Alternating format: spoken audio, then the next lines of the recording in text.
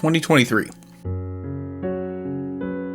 It's the end of the year, and I've never done one of these before, so I thought I'd do an end of the year review for prog metal specifically. I personally have a hard time keeping track of new albums that come out, even though I'm constantly listening to music, and I know if I'm having that problem, you guys are too. So I'm using this video as a way to sort of sum up 2023. I picked 23 albums specifically, and obviously there are more than 23 albums released in this year, so if you would like to add those in the comments, that would be great, and we can talk about them. Maybe I forgot some, maybe I didn't even get to hear some. Something interesting I noticed about this year is that a lot of the bands I've loved for years made albums, and they didn't hit quite as hard as the ones that were released by bands who I didn't listen to that often before. So maybe that means that my taste is changing, or maybe that means that the bands are evolving. Either way, it's just, you're gonna hear a lot of me saying, I didn't listen to this band much before, but now I do, because they've impressed me that much this year. So let's get started.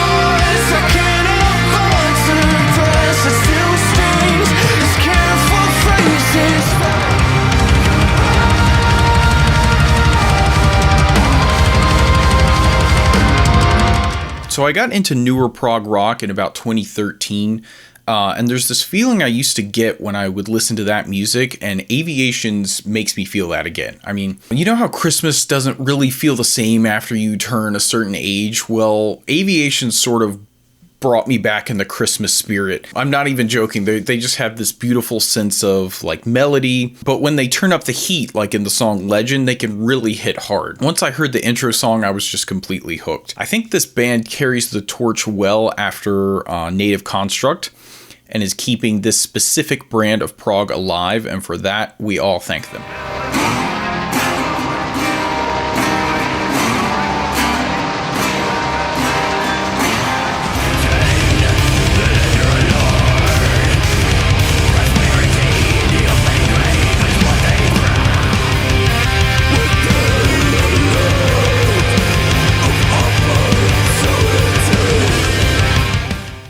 Western style black metal, that's all that needs to be said. Just dirty acoustic slide guitar playing, tambourines, organs, detuned pianos. The atmosphere that these guys create is superb. If you're not downing a glass of whiskey while you're listening to this one, you're doing something wrong. Something I've noticed about these guys is they require multiple listens for you to really get them. At least that's in my case. So I would give them a couple of listens before you make a judgment on it, because sometimes you really need to delve deeper into what they've done. And it takes a while, at least for me, to really get into that.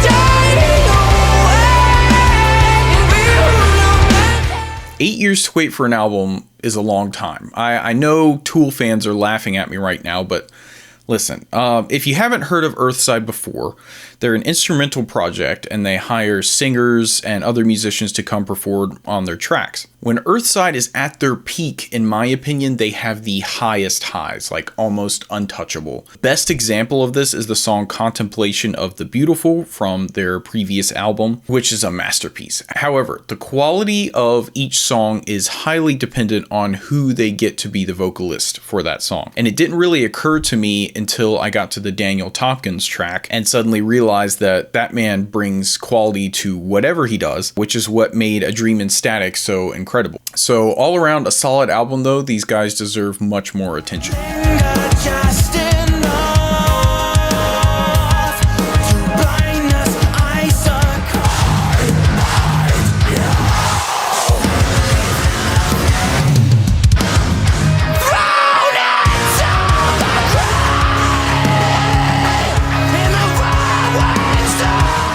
Speaking of Daniel Tompkins, TesseracT, they really impressed me this year.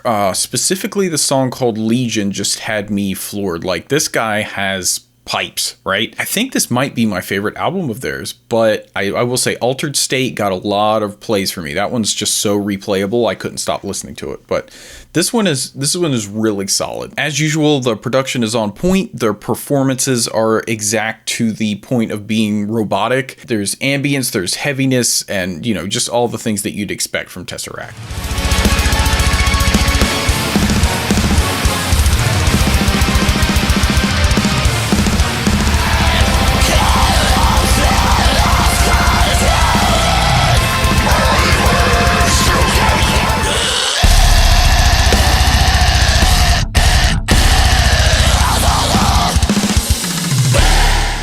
Now, Mental Cruelty, I don't think I've talked about them yet in any of my previous videos, but they got a new vocalist and they managed to keep their epic symphonic sound while introducing a lot more different metal subgenres. Personally, I love this symphonic, blackened, deathcore, whatever is going on. I love that specific brand of metal, and I hope that more bands like this are coming out. I've noticed a lot more ever since Lorna Shore kind of popped off. I've noticed that it's becoming a lot more popular, which is pretty cool. I think they specifically brought a lot more fans into the genre. My favorite track is A Tale of Salt and Light, so go check that one out.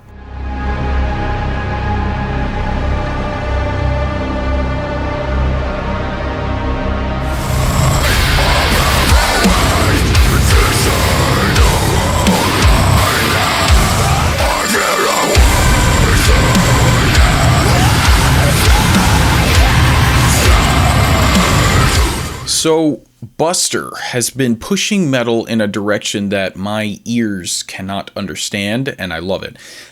Sometimes I'll just sit listening to his music, and I'm just thinking to myself, how is a human creating this? None of it makes sense, but it's just so good. I can't stop listening to it. I feel like he's raised the bar for heaviness. The production is ear crushing. The riffs are inhuman. This album is the definition of heaviness.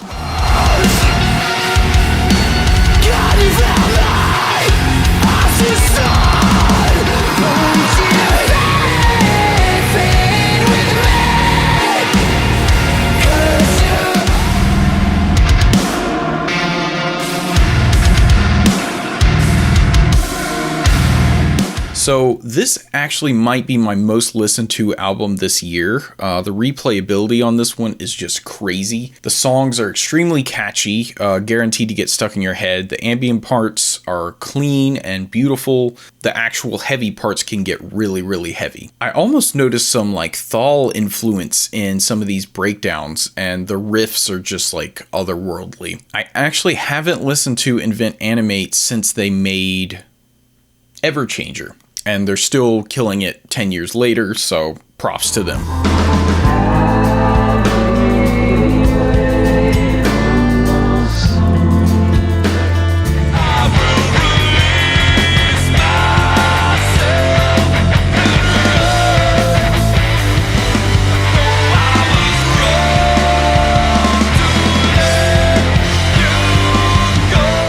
So when it comes to total discography, Baroness is always solid, in my opinion. I think Purple has probably been my most listened to album of all time. Gold and Grey was just legendary with the harmonies and the haunting melodies that they created. To me, there's never been a flop, but each album is so different that you can't even try to compare them. With this album, I thought it was really cool that they threw in some of those old sounding riffs. Like some of these riffs sound like they came straight off of Red Album, and they've gotten really better at like, I guess what you would call the filler songs, like the softer songs. Those I noticed a really strong increase in the quality of those. Like those songs alone just sit so well. I feel like they could almost make an album of some of those because I find myself going back to the softer songs more than the heavy ones on this album specifically.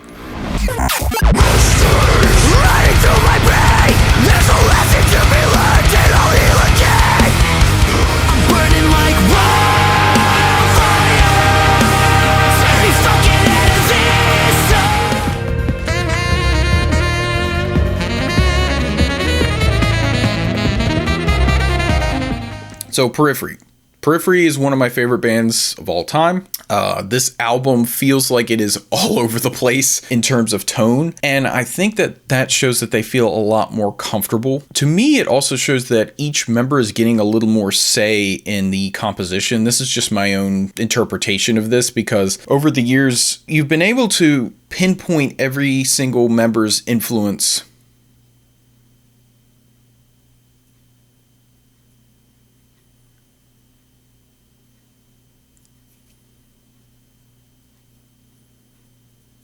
Sorry, that hair was just hanging there the whole time. I'm so sorry.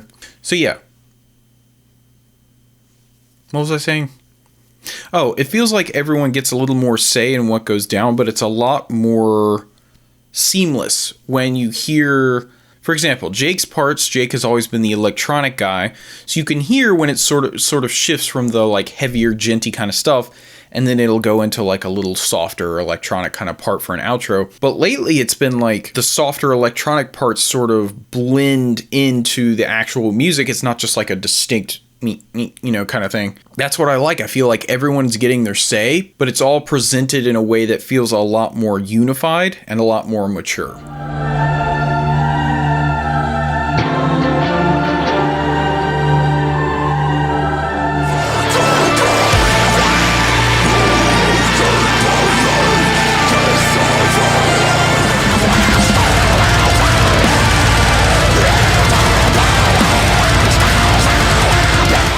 Worm Shepherd. This is technically an EP, but who cares? And here we get a taste of what I mentioned about mental cruelty, this awesome combination of symphonic metal and deathcore and then the blackened elements. And like I said, I just eat this stuff up. I remember watching one of their making of documentaries, and they said that they were heavily influenced by like video game music like God of War and stuff like that, and that sticks out to me with how like tasteful the choirs and the strings are. It's just really well done, and all the vocals are just genuinely impressive. And this guy Devin, he continues to get better. He's young too, so he's got a really bright future ahead of him, in my opinion, because he makes some noises that I've literally never heard before in my life.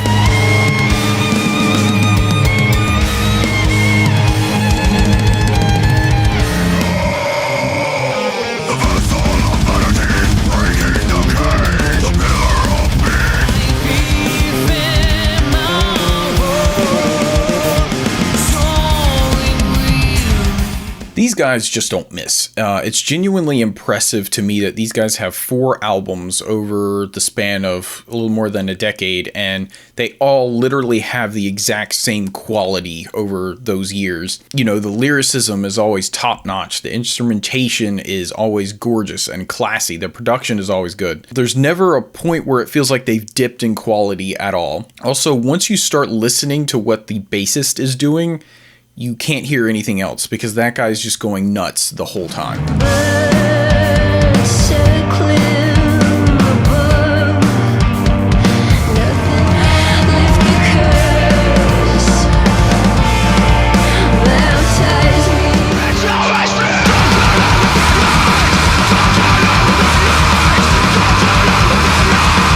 So the Ocean to me has always been solid, but I think that this album took things to a new level. There's this perfect blend of like electronic elements, and there's also that brass section. I need more of that. We need more of that.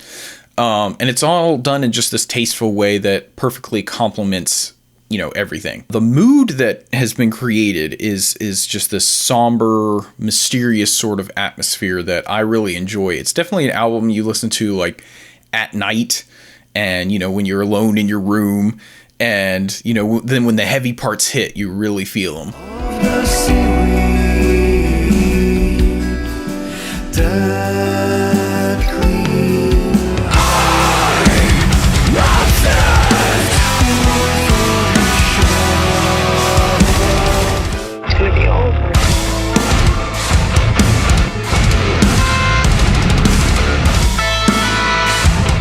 So I put this album right after the Ocean one because I feel like they share similar atmospheres. It's that darkness, that dark mood that they've both sort of mastered. Hypnos just presents everything in a way that personally I prefer and I find much more interesting. Despite there being a lot of softer and toned down parts to this album, none of them ever bore me. In fact, I find myself being sort of lullabied into a trance by the vocal harmonies and the acoustic guitar parts. There's just so many layers and textures to listen to. The song Lava from the Sky has one of the sickest crescendos into heaviness that the way they orchestrated that and the way it drops is just really beautiful. They give me a hint of Gojira at times, but like a more progressive Gojira, and I love that. I think it's because they're French. That's probably where it comes from.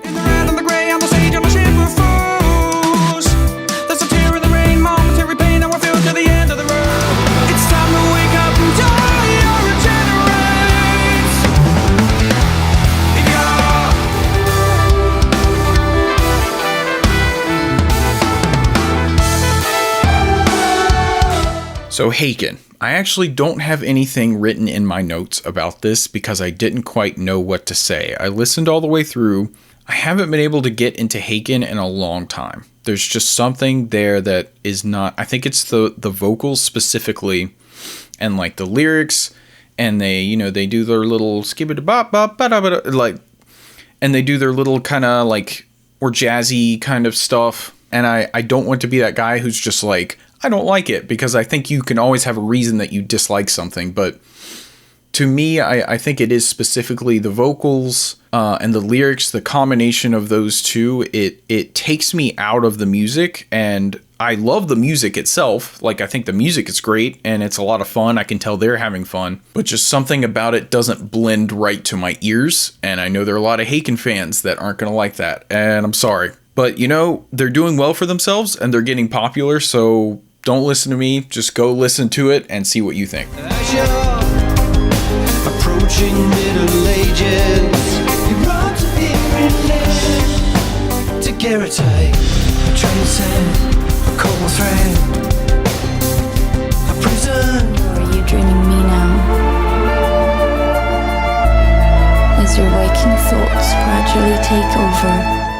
To me, Steven Wilson albums are all just completely wildly different, and I was worried that we weren't going to get any of that like jazz influenced proggy stuff. When I got to Impossible Tightrope, when you get about halfway through that, that's when it starts hitting. But I think if you're looking for that more proggy style of Wilson, you're not getting that. A lot of that this album, but what you're getting is something much different, and I think you should still give it a chance either way. Obviously, there's still the Pink Floyd influence. You can hear that very strongly. The title track is also just really beautiful. It's got these like washed out synthesizers, and it's just really well done. It's like movie soundtrack cinematic type song.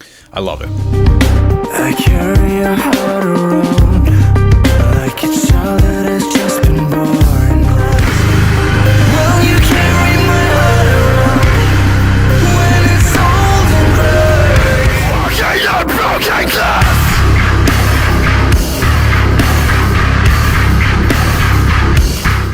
Guitar nerds, rejoice. These are some of the weirdest and wildest breakdowns I've ever heard. Not only are these guys really good at creating sounds that I've never heard before, they actually have a very impressive sense of melody. And when I went into it, because of my own personal bias, I sort of expected the wonky guitar playing and all that kind of fun stuff. But I was genuinely impressed by the way these guys can write a hook and a chorus, and they can really write a song. The song specifically called Hell is my favorite. It just sounds straight out of the Doom soundtrack. It's amazing.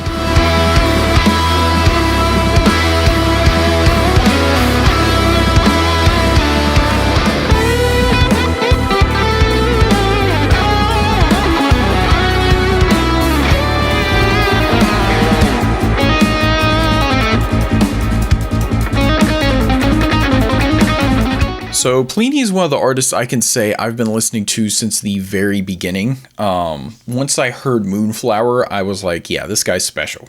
We all did. And this EP feels like he took a couple of little side roads from his usual self. I mean, just listen to Still Life specifically. You can still hear the same writing sensibilities, but there's something Just something extra there that really hit hard. And the rest of the tracks were more of his standard stuff, but I really would like him to go more into that sort of gritty weirdness. I think Plini can get really weird if he wants to, and I feel like he's holding back, and I need him to get weird.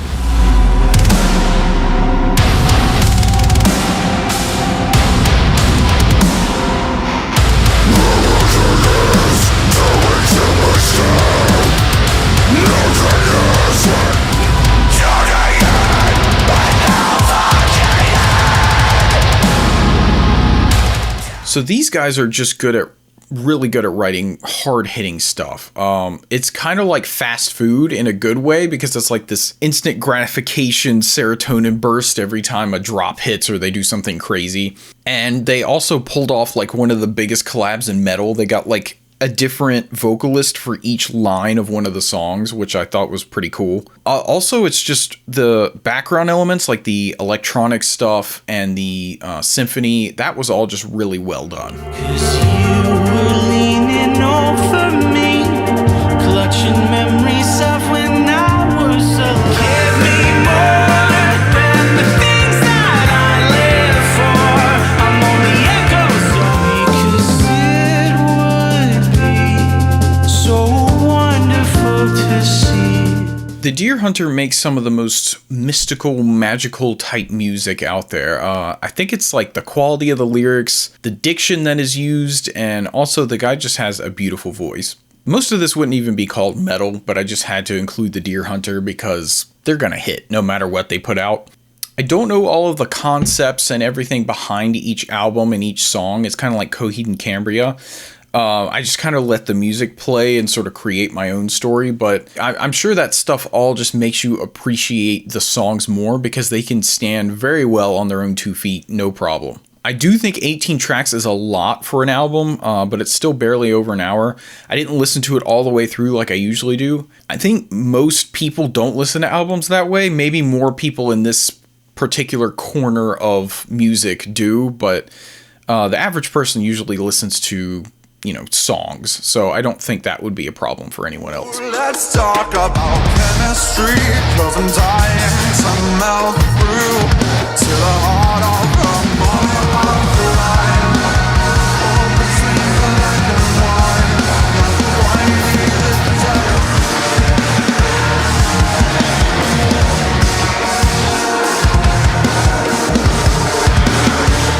Everyone knows about this band. Everyone freaked out about it. Even normies are listening to this one. And I gotta give them credit. I think what they've done very artfully blends accessible types of music with heavier metal. And I think if they continue to move in that direction, they could really create a niche part of metal that like Deftones did for themselves. Like it's a subsection of metal that's not so intimidating that the average person can still listen to it and enjoy it, and it can bring a lot more people into the genre.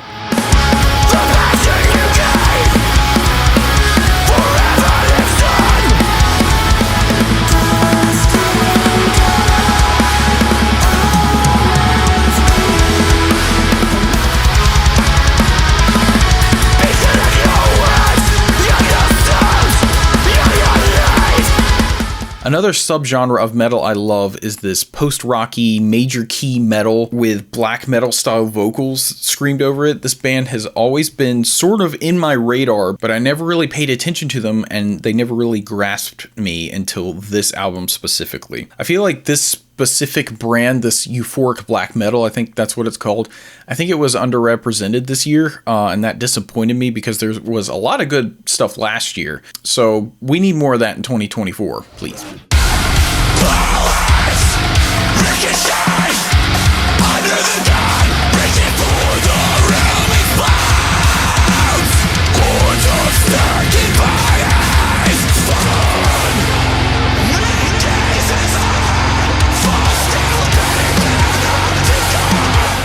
So here's another one for the more metalcore savvy of you. I've actually never listened to these guys before this album was released, so this was my introduction to them, and I am impressed. I wouldn't call this progressive in any way, but they're certainly heavy, and they have a knack for making catchy choruses, so this would be a great album to like work out to.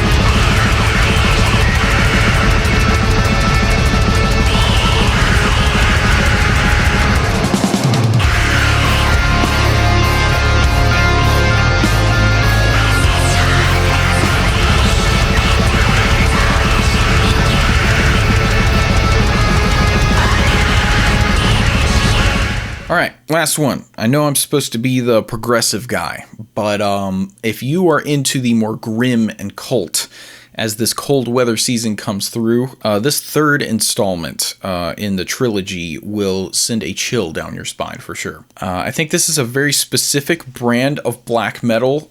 It's got that grimness to it, but it's done in a way that I think a lot of more people will be able to enjoy. You know, by that I mean it doesn't sound like it was recorded in like a basement bathroom on a tape machine. And the vocals have that grit, but they sit perfectly in the mix. The vocals particularly are so good. They have a ton of reverb and just this really aggressive banshee quality to them. Like I said, this is the perfect winter album. All right, and that's it. 23 albums for 2023. Going into the new year, I hope you guys have a great 2024. I will be there. I will be making videos. I'm setting goals for myself. I'm trying to be better about that. I've been working very hard. And just today, actually, I hit 900 subscribers, which is awesome. If we could break past that 1,000, I feel like we could be cruising from there. You guys have been great. You're always commenting, always liking everything. Don't forget to check out the subreddit. And I hope you guys had a good year, and I will see you next year.